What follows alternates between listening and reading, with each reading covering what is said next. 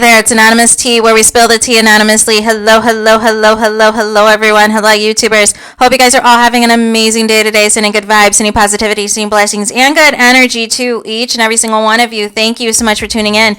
So today we are talking the Hot 100 and where Meg Thee Stallion song his that was number 1 last week, where it is in the top 10 today. Take a look, you guys. I do not see Meg Thee Stallion's number 1 song hit anywhere in this top 10. This is the Billboard Hot 100 that they initially said there was going to be a delay with the charts coming out, but they seem to find their footing to release this top 10. Nonetheless, Meg Thee Stallion, this is the first female rap artist to have a, number 1 song 1 week and then completely fall out of the top 10 on a Hot 100 charts in the history of female rappers, you guys. And I said this a while ago when all of the Nicki beef was happening with Meg Thee Stallion, and I was saying, she was doing too much. She probably shouldn't have said, some of the other stuff she should have said. She probably should have just released her diss song and just kept quiet and kept it moving, because it wouldn't have likely gone number 1. And a lot of people were fueled by hate. This was more support. You guys, there was more of you going hard in the paint for Meg Thee Stallion than you were during the Tory Lanez trial.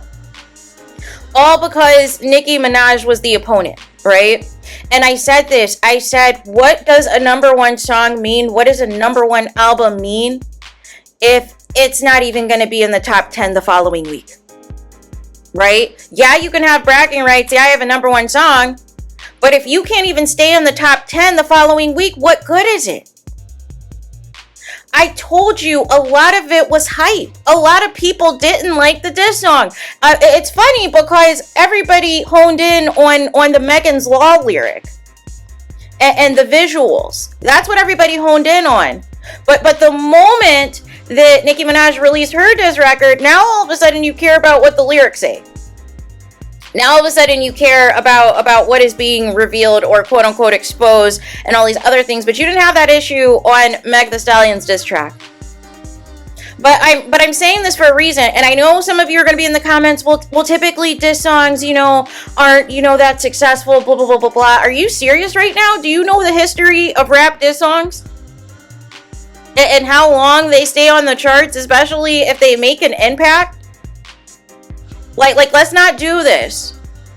But again, there have been several hotties who have even said vocally on social media that they were never going to go this hard and spend this much money on iTunes for an artist again. That it was too stressful, it was too much for them. And even with that being said, they still ultimately didn't know if they did enough for Meg Thee Stallion to go number 1, which shows this was simply fueled by hatred for Nicki Minaj. Listen.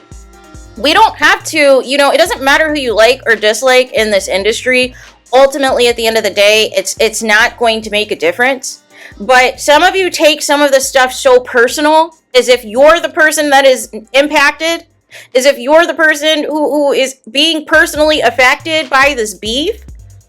And this is what happens. This is why I try to explain to you guys, these people that put so much onus in the music industry and the numbers and all of these things, and you guys claim to not care about it, right? You guys claim that it doesn't matter, but you show time and time again that you do care. You show time and time again, when Meg Thee Stallion finally came out of hiding to speak once it was official that she went number 1 last week. Now all of a sudden she has all this time to do all these lives and throw these shots at people and sip Henny from a straw and all this other stuff, right? But prior to, she was completely mute before she knew for certain that the song Hiss was going to go number 1. And now she's once again nowhere to be found now that Hiss has the largest drop of a female rapper out of the top 10 on the Hot 100 in the history of Billboard charting. Make it make sense, you guys. This is not longevity. This is not how we should be celebrating our artists. If you are a true fan of somebody, you are going to, stick with them through and through. You're always going to stream their music. That's why I always bring up people like Rihanna, and even Taylor Swift. Like Rihanna, Taylor Swift, Ariana Grande, their fan bases are so solid. Rihanna has not put out an album in nearly 10 years, and she is still in the top 5 artists that are streamed the most out of everybody. That is what longevity looks like, you guys. Rihanna still has an album that came out in 2016, you guys, that has not left the Billboard 200 charts. That is what longevity means. That's what it means to be a real artist, when your albums are still on the Billboard charts years after its release, like it is with the Taylor Swift, like it is with an Adele, like we've seen several times with Michael Jackson's albums, and how they get a resurgence and all these things. That is what longevity looks like. But some of you have fallen for the gimmicks. Some of you have fallen for the foolery. And if they, push out a whole PR campaign trying to overhype and oversell you on an artist and make you think that this artist is the next big thing, and then some time goes by and you actually look, okay, how long was that song and album actually number one? What are the true pure sales now that the quote unquote hype is gone? Now that the TikTok challenge is gone? What is really the tea? And time again, we see that, some people are overhyped. And we have to keep it a buck. And some of you will like certain people out of spite, will spend money on iTunes out of spite, but you're not going to continue to support them and have them be successful long term if it doesn't, impact you in any way. Now, if Meg Thee Stallion comes out tomorrow and says she has a duet with Beyonce, now all of a sudden you'll buy that song because, some of you are Beehive, right? So you're going to support that. But again, it was so obvious to me this rollout was all, surrounding Nicki Minaj and taking, certain things that Nicki Minaj has done in the past to do this rollout of a single, of a diss song, of announcing a tour, and all of these things. So now it's going to be interesting how they are going to promote the next single and the next album that's going to come out and the sales for the upcoming tour. All of that is going to be very interesting to see without having the Nicki Minaj clout to ride off of it on.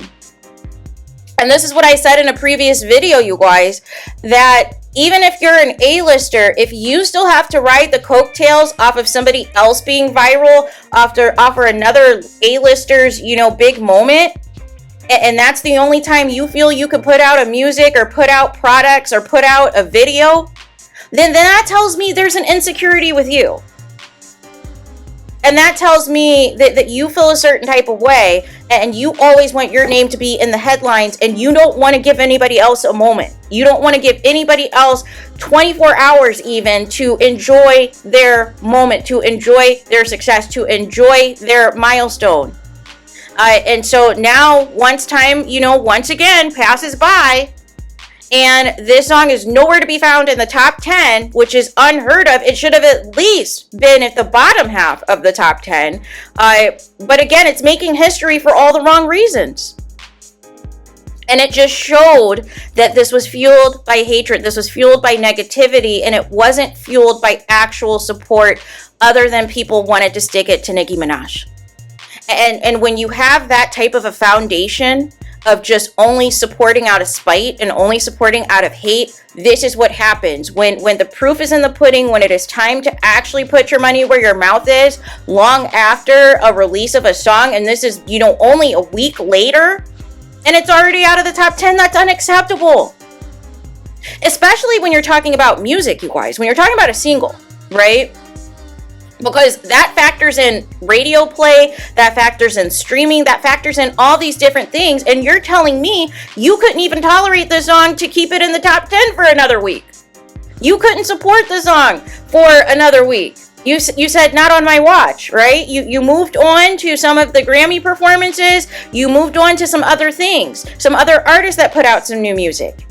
And you didn't care to stream Hiss or buy Hiss anymore on iTunes, especially after it was exposed that some of the numbers were being cooked anyways by iTunes, in which they had to private their account because they literally switched their numbers with another artist to ensure certain things were in motion. But the problem now is all this looks fraudulent because there is no reason why Meg Thee Stallion shouldn't still be in the top 10 if you guys were truly writing for her like you guys did. in the event to, you know, of course, knock Nicki Minaj off a pedestal that you put her on in the first place, right? So there is that. Let me know your guys' thoughts in the comments. Again, this is the largest drop of a female rap artist in Hot 100 history after previously having a #1 song in the country the previous week, and it is nowhere to be found in the top 10, you guys. So there is that. Let me know your thoughts in the comments. Please do not forget to like, comment, and subscribe. Hit the notification bell so you're notified the moment I post new content on my channel. And with that being said, I'll talk to you guys again very soon.